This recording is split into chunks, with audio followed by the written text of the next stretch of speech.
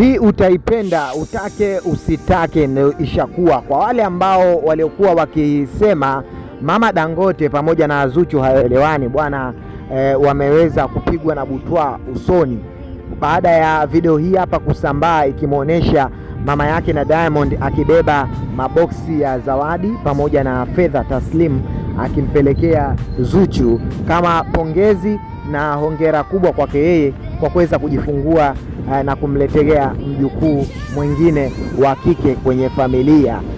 Unakumbuka vizuri kwamba Diamond Platnumz ana listi ya watoto kadhaa. Katika watoto hao bwana, mtoto wa kike ni mmoja tu ambaye ni Tifa. Anayefuata ni Lan ni wa kiume, na Sid Junior ni wa kiume, na hata yule mtoto ambaye Diamond inasemekana amempata akiwa na Hamisa Mobeto, Dylan ama Abdul, naye pia ni wa kiume. So faraja na furaha kubwa, na kama upele umempata mwenye kucha basi ni kwa Zuchu. Mama Dangote alikuwa na hamu kweli kweli ya kupata mjukuu wa kike, na Zuchu amefanikiwa kuitimiza ndoto ya Mama Dangote. Sasa unadhani ni furaha iliyoje?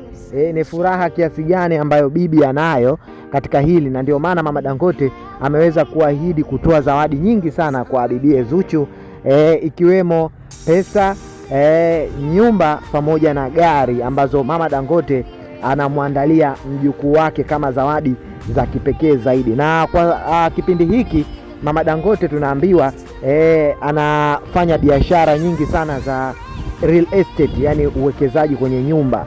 So ni nafasi nzuri sana kwake yeye kuweza kumpa mjukuu wake zawadi ya nyumba. Tunaambiwa kwamba Mama Dangote kiukweli sasa hivi ni tajiri kweli kweli. Dangote halijakaa jina kimchezo mchezo. Mama amejipata, mama fedha anazo.